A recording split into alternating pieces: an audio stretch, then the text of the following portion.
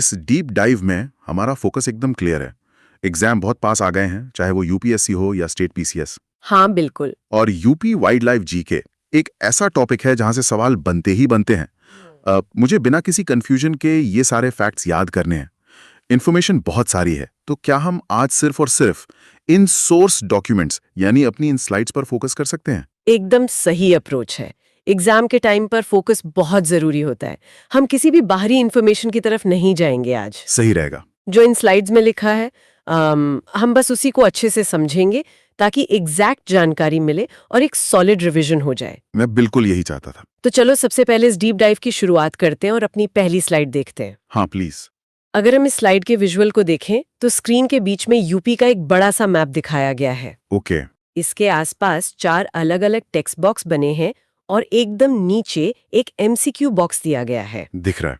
Content पर नजर डालें तो इसमें स्पष्ट लिखा है कि यूपी में केवल एक राष्ट्रीय उद्यान है जिसका नाम दुधवा है। इसके अलावा कुल 4 टाइगर रिजर्व हैं जो तराई और बुंदेलखंड क्षेत्र में है। अच्छा।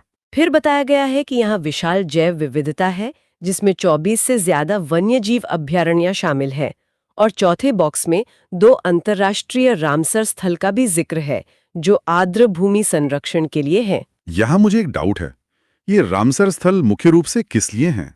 स्लाइड के टेक्स्ट के अनुसार ये आर्द्र भूमि संरक्षण यानी वेटलैंड कंजर्वेशन के लिए है। और नीचे जो एमसीक्यू है वो एग्जाम के लिए बहुत रेलेवेंट लग रहा है। सवाल है, यूपी में वर्तमान में कुल कितने टाइगर रिजर्व घोषित हैं? हाँ, ये परीक्षा के लिए बहुत महत्वपूर्ण है और जैसा कि हमने अभी स्लाइड में पढ़ा, इसका सही उत्तर ऑप्शन सी यानी 4 है। मैं समझ गया।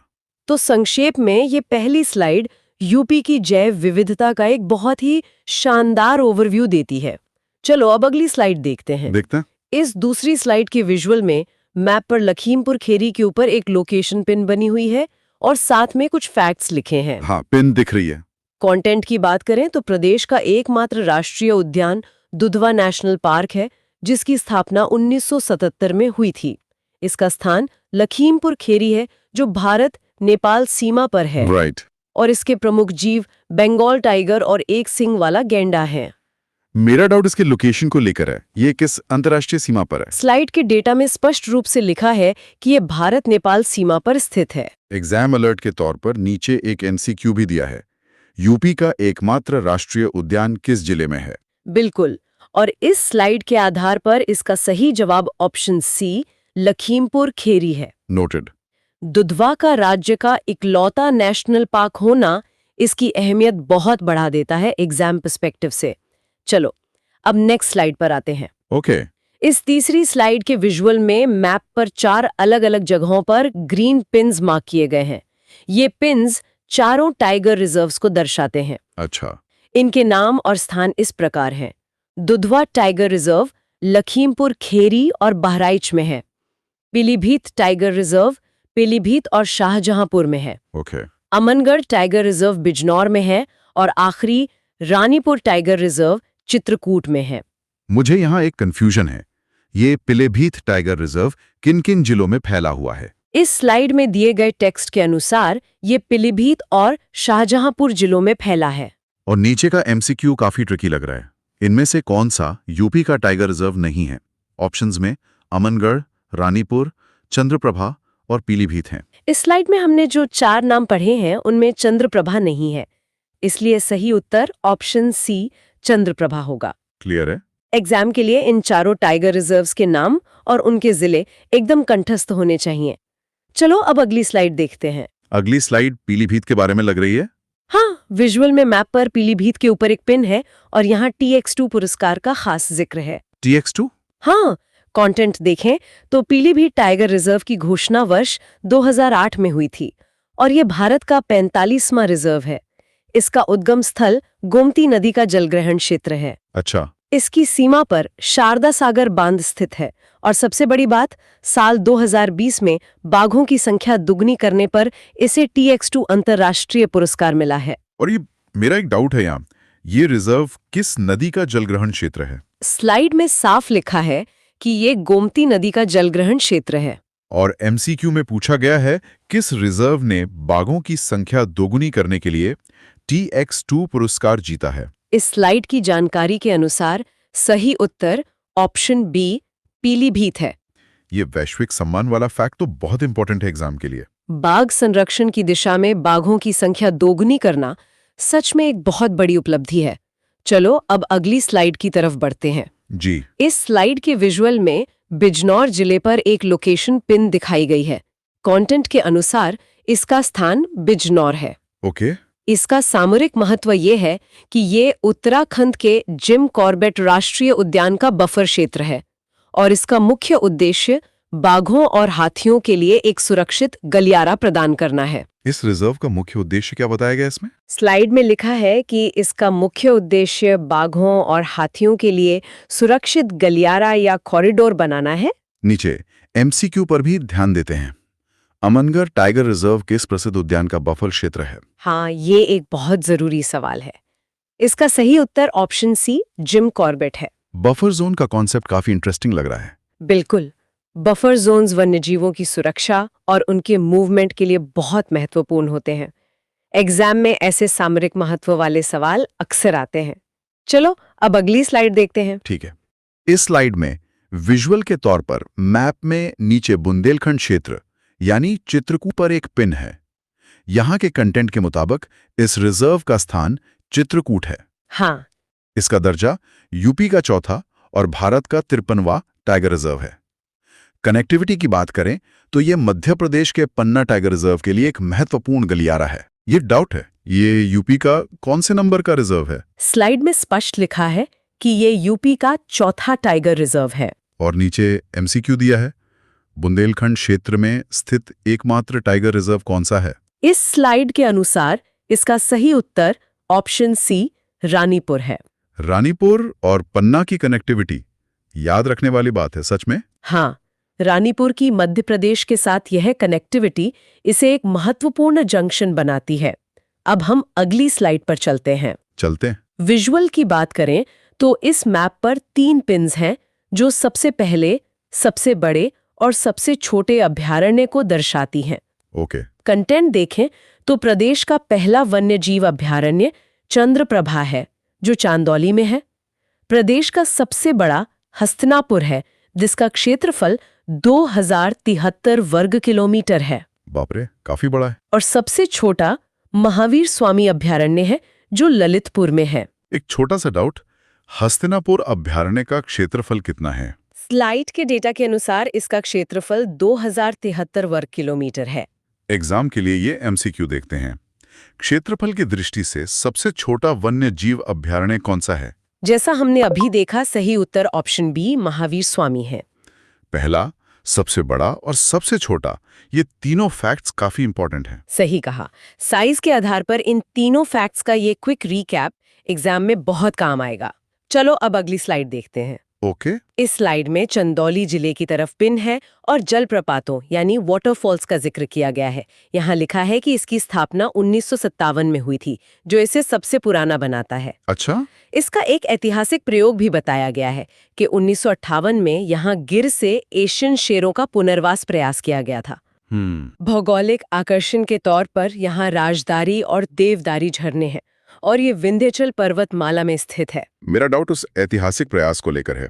एशियन शेरों का पुनर्वास प्रयास किस वर्ष किया गया था? स्लाइड में जो साल दिया गया है वो है 1958। और एमसीक्यू में पूछा है राजदारी और देवदारी झरने किस अभयारण्य में हैं? इस जानकारी के आधार पर सही उत्तर ऑप्शन सी चंद्रप्रभा है। वाटरफॉल्स और ऐतिहासिक प्रयास दोनों ही इसे खास बनाते हैं। बिल्कुल, चंद्रप्रभा के ऐतिहासिक और भौगोलिक महत्व को समराइज करना बहुत जरूरी था।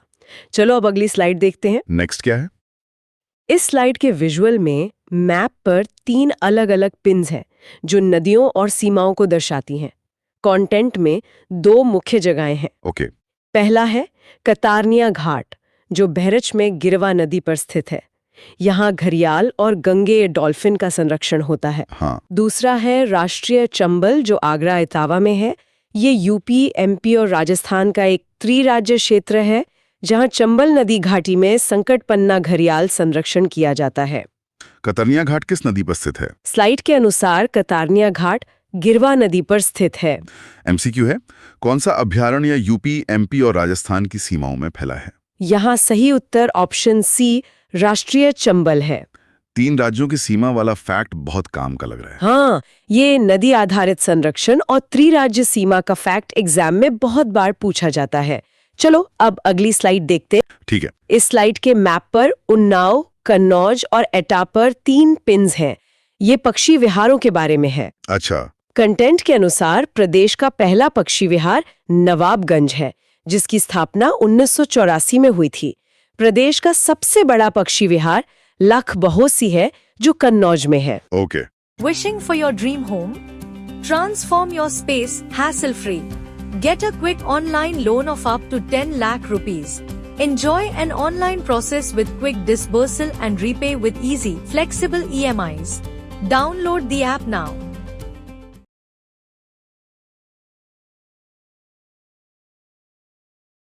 I come, I came, I run, I ran, I feel, I felt, I find, I found, I keep, I kept, I tell. I told। अगर आप भी ऐसे ही फ्लुएंट इंग्लिश बोलना चाहते हैं तो आज ही डाउनलोड करिए सीखो ऐप। इंस्टॉल बटन पर क्लिक करो और सीखो ऐप डाउनलोड करो।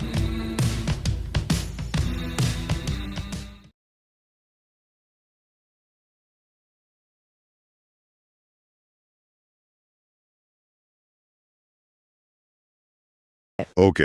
और सबसे छोटा पक्षी विहार पटना पक्षी विहार है, जो एटा में है। नवाबगंज पक्षी विहार की स्थापना कब हुई थी? स्लाइड में लिखा है कि इसकी स्थापना 1984 में हुई थी। और इस एमसीक्यू को पॉइंट आउट करना चाहूंगा, सबसे बड़ा पक्षी विहार लाख बहोसी कहाँ स्थित है? बिल्कुल, और स्लाइड के अनुसार इसका सही उत्तर ऑप्शन सी कन्नौज है। पक्षी विहारों की ये टॉप 3 फैक्ट्स अब क्लियर हो गए। एकदम सही।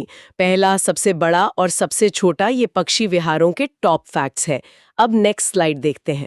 ओके। इस विजुअल में 2 पिन्स हैं और एक स्थान अलर्ट यानी लोकेशन अलर्ट बॉक्स हाईलाइट किया गया है। हाँ, एक अलर्ट बॉक्स दिख रहा है मुझे। कंटेंट पढ़ते हैं। इसमें लिखा है कि नवाबगंज पक्षी विहार का नया नाम शहीद चंद्रशेखर आजाद पक्षी विहार है। पटना पक्षी विहार का एरिया 1.09 वर्ग किलोमीटर है। ठीक है। और जो स्थान अलर्ट है वो ये है कि ये बिहार में नहीं बल्कि ईटा जिला यानी यूपी में स्थित है। ये जो अलर्ट बॉक्स है, इसमें पटना पक्षी विहार के बारे में स्पेसिफिकली क्या लिखा है? इसमें स्पष्ट रूप से लिखा है कि ये बिहार के पटना में नहीं बल्कि यूपी के ईटा जिले में स्थित है। यही चीज एमसीक्यू में भी पूछी गई है। पटना पक्षी विहार यूपी के किस जिले में है? और अलर्ट के हिसाब से इसका सही जवाब ऑप्शन डी ईटा है। सच में एग्जाम में ये नाम बहुत कंफ्यूजन पैदा कर सकता है। इसीलिए ये चेतावनी दी गई है ताकि एग्जाम में नाम से होने वाले कंफ्यूजन से बचा जा सके। चलो अब अगली स्लाइड देखते हैं। जी। यहाँ विजुअल में मैप पर 2 पिन्स हैं, एक गौतम बुद्धा नगर में और एक गोंडा में। कंटेंट बताता है कि ओखला पक्षी अभयारण्य गौतम बुद्धा नगर में यमुना नदी बराज पर स्थित है, जो दिल्ली यूपी सीमा है। ओके। दूसरा है पार्वती अर्गा अभयारण्य, जो गोंडा में है।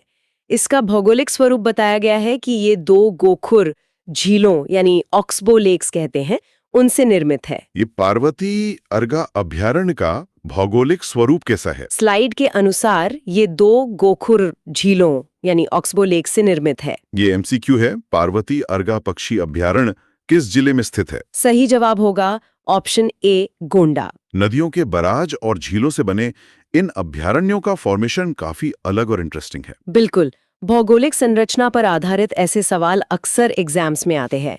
नेक्स्ट स्लाइड पर फोकस करते हैं। जी। विजुअल में इस बार मैप पर 2 पीले रंग के डॉट्स बने हुए हैं। कंटेंट में रामसर स्थलों की बात की गई है। यूपी में कुल रामसर स्थल 10 बताए गए हैं। ओके। इन्हें 1971 के रामसर समझौते के तहत मान्यता प्राप्त है। प्रदेश का पहला रामसर स्थल ऊपरी गंगा नदी है, जो ब्रिज घाट से नरौरा तक है, और नवीनतम यानी 10वां रामसर स्थल बखीरा वन्यजीव अभयारण्य है। एक बार कंफर्म कर लें, रामसर समझौते का वर्ष क्या लिखा है इसमें? स्लाइड में 1971 लिखा हुआ है। एमसीक्यू पढ़ता हूँ। यूपी का पहला रामसर आर्द्रभूमि स्थल कौन सा है? इस स्लाइड की जानकारी के मुताबिक इसका उत्तर ऑप्शन बी ऊपरी गंगा नदी है। इन 10 स्थलों का बेसलाइन डेटा अब समझ आ गया। 10 रामसर स्थलों की ये बेसलाइन इंफॉर्मेशन बहुत क्रूशियल होती है। चलो अब अगली स्लाइड देखते हैं। Next slide please. इस स्लाइड के विजुअल में संत कबीर नगर जिले पर एक बड़ी लोकेशन पिन दिखाई गई है। कंटेंट बखीरा के बारे में है। हाँ। इसका स्थान संत कबीर नगर है। इसकी भौगोलिक विशेषता ये है कि ये भारत का सबसे बड़ा प्राकृतिक बाढ़ मैदान यानी नेचुरल फ्लड प्लेन्स है। यहाँ का प्रमुख पक्षी नीली कीच मुर्गी है ओके। और इसे रामसर दर्जा 2 फरवरी 2022 को विश्व आर्द्रभूमि दिवस के अवसर पर घोषित किया गया था। यहाँ का प्रमुख पक्षी कौन सा है? स्लाइड में लिखा है कि यहाँ का प्रमुख पक्षी नीली कीच मुर्गी है। नीचे एमसीक्यू पर ध्यान देते हैं। बखिरा पक्षी विहार कहाँ स्थित है? इसका सही उत्तर ऑप्शन ए संत कबीर नगर है। बखिरा का ये नेचुरल फ्लड प्लेन होना एक सॉलिड फैक्ट लग रहा है। हाँ, बखिरा की ये लेटेस्ट रामसर एंट्री और उसका बाढ़ मैदान होना एग्जाम के लिए बहुत जरूरी फैक्ट्स हैं। अब अगली स्लाइड की तरफ आते हैं। ठीक है। विजुअल में 2 पिन्स हैं, एक आगरा की तरफ और एक बलरामपुर और गोंडा की तरफ। कंटेंट में सुर सरोवर अभयारण्य है जो आगरा में है। इसे कीथम झील भी कहा जाता है और ये प्रसिद्ध स्लॉथ बेयर हेतु जाना जाता है। अच्छा। दूसरी तरफ सुहेलवा वन्य जीव अभयारण्य है जो बलरामपुर, गोंडा और श्रावस्ती में है। इसकी विशेषता घने जंगल हैं जो हाथियों के लिए विशेष रूप से प्रसिद्ध है। ये कीथम झील किस जानवर के लिए प्रसिद्ध है? स्लाइड में स्पष्ट है कि ये प्रसिद्ध स्लॉथ बेयर हेतु है। एमसीक्यू है। कीथम झील या सुर सरोवर किस जिले में है? यहाँ सही जवाब ऑप्शन बी आगरा है। स्लॉथ बेयर और हाथियों के लिए ये स्पेसिफिक लोकेशंस अच्छे से दिमाग में बैठ गई हैं। इन 2 विशिष्ट जानवरों की वजह से ये लोकेशंस थोड़ी हाईलाइट होती हैं। चलो अब अगली स्लाइड देखते हैं। ओके। इस विजुअल में मैप पर नेपाल सीमा से पीलीभीत की ओर हरे रंग के तीर यानी एरोज बने हुए हैं। कंटेंट में कुछ प्रोजेक्ट्स दिए हैं। प्रोजेक्ट टाइगर 1973, ठीक है। प्रोजेक्ट एलिफेंट 1992 और प्रोजेक्ट राइनो जिसका टारगेट 2022 से 2021 है। इसके तहत नेपाल से गेंडों को लाकर पीलीभीत टाइगर रिजर्व में स्थानांतरित किया जाएगा। ये प्रोजेक्ट टाइगर की शुरुआत किस वर्ष हुई थी यहाँ? स्लाइड के अनुसार 1973 में। मैं इस एमसीक्यू को पॉइंट आउट कर रहा हूँ। जी। नेपाल से गेंडों को किस रिजर्व में लाने की योजना है? इसका सही उत्तर ऑप्शन बी पीलीभीत है। तो राज्य में चल रही ये मेजर वाइल्ड लाइफ प्रोजेक्ट्स सच में बहुत इंपॉर्टेंट है। एकदम सही। राज्य में चल रहे इन मेजर वाइल्ड लाइफ प्रोजेक्ट्स को समराइज करना जरूरी था एग्जाम के दृष्टिकोण से। नेक्स्ट स्लाइड पर बढ़ते हैं। यहाँ मैप पर रेस्क्यू और पुनर्वास केंद्रों की जानकारी के बॉक्सेस हैं। पहला घड़ियाल पुनर्वास केंद्र है जो कुकराइल, लखनऊ और कतारनिया घाट में है। ओके। दूसरा भालू रेस्क्यू सेंटर है जो स्लॉथ बेयर संरक्षण हेतु मथुरा में है। और तीसरा सारस संरक्षण है जहां राज्य पक्षी सारस क्रेन के आवास सुधार हेतु विशेष समिति बनाई गई है। एक डाउट है यहाँ।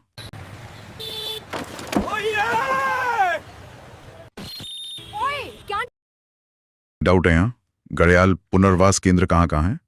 स्लाइड में 2 जगहें दी गई हैं, कुकरैल जो लखनऊ में है और कतारनिया घाट। एमसीक्यू पढ़ता हूँ। संकट पन्ना भालुओं के लिए रेस्क्यू सेंटर कहाँ है? इसका जवाब ऑप्शन सी मथुरा है। राज्य का ये विशेष रेस्क्यू और रिहैबिलिटेशन प्रयास काफी जरूरी लगते हैं। बिल्कुल, राज्य के इन विशेष रेस्क्यू और रिहैबिलिटेशन प्रयासों की जितनी तारीफ की जाए कम है। चलो अब अगली स्लाइड देखते। ओके। इस विजुअल में मैप पर 2 पिन्स हैं और सफारी पार्क्स के नाम दिए गए हैं।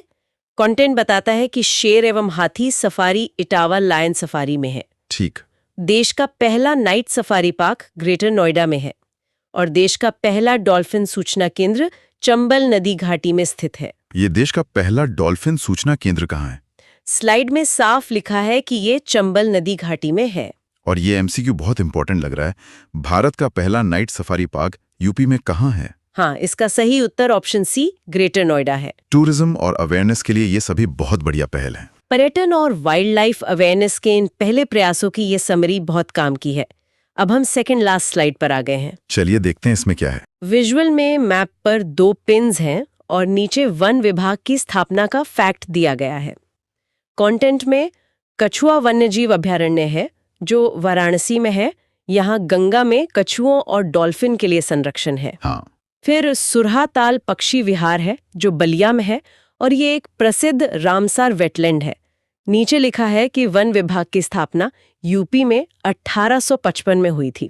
यूपी में वन विभाग की स्थापना कब हुई थी? स्लाइड के डेटा के अनुसार 1855 में। एमसीक्यू है, कछुआ वन्यजीव अभयारण्य यूपी के किस जिले में है? इसका सही उत्तर ऑप्शन बी वाराणसी है। जलीय जीवों का संरक्षण और वन विभाग का ये ऐतिहासिक फैक्ट भी कवर हो गया अच्छे से। बिल्कुल, जलीय जीवों और वन विभाग के ऐतिहासिक फैक्ट का ये शानदार रिकैप था।